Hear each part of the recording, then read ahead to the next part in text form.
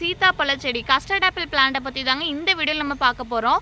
இது பார்த்திங்கன்னா நல்ல ஒரு பிக் சைஸ் பிளான்ட்டுங்க. கிட்டத்தட்ட உங்களுக்கு பார்த்திங்கன்னா ஒரு 6 அடியிலேருந்து 7 அடி வரைக்கும் உயரம் இருக்கக்கூடியது. அதே மாதிரி இது எல்லாமே உங்களுக்கு வந்து ஃப்ரூட்டிங் ஸ்டேஜில் அவைலபிளாக இருக்குது.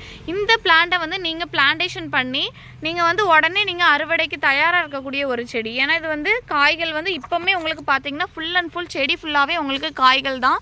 அதே மாதிரி பார்த்திங்கன்னா இந்த காய் வந்து நல்ல தடிமனாக காய்க்கக்கூடியது.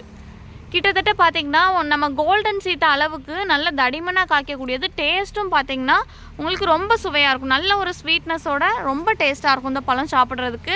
இதில் வந்து நம்ம 21க்கு 21 சைஸ் கவரில் வச்சுருக்கோம். அதுலேயே உங்களுக்கு இந்த அளவுக்கு காய் வந்து நல்ல தடிமனாக இருக்குது.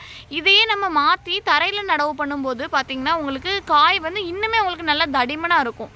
உங்களுக்கு பார்த்தாலே தெரியும் பிளான்ட் ஃபுல்லாகவே உங்களுக்கு காய்கள் தான். இந்த ஃப்ரூட்டிங் ஸ்டேஜில் இருக்கக்கூடிய பிக் சைஸ் பிளான்ட்டோட ரேட் வந்து உங்களுக்கு என்னவாக இருக்குன்னு மறக்காமல் கமெண்ட் பாக்ஸில் கமெண்ட் பண்ணுங்கள். இந்த பிக் சைஸ் பிளான்ட் உங்களுக்கு வேணும்னா ஸ்க்ரீனில் தெரியுற வாட்ஸ்அப் நம்பருக்கு வாட்ஸ்அப் பண்ணுங்கள். இல்லைனா உடனே கால் பண்ணி உங்கள் ஆர்டரை ப்ளேஸ் பண்ணிக்கோங்க.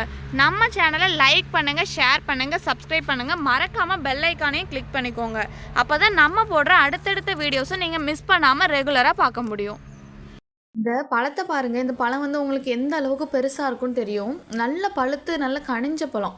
இது நம்ம 21க்கு 21 சைஸ் கவரில் வச்சுருக்கோம். அப்போவே நம்மளுக்கு பார்க்கும்போது இந்த பழம் வந்து எவ்வளோ பெருசாக இருக்குன்னு தெரியும். நல்ல ஒரு உள்ளங்கை சைஸுக்கு பெருசாக இருக்குது. அதே மாதிரி நீங்கள் தரையில் மாற்றி வைக்கும்போது இந்த காய் வந்து உங்களுக்கு இன்னுமே நல்ல தடிமனாக காய்க்கும்.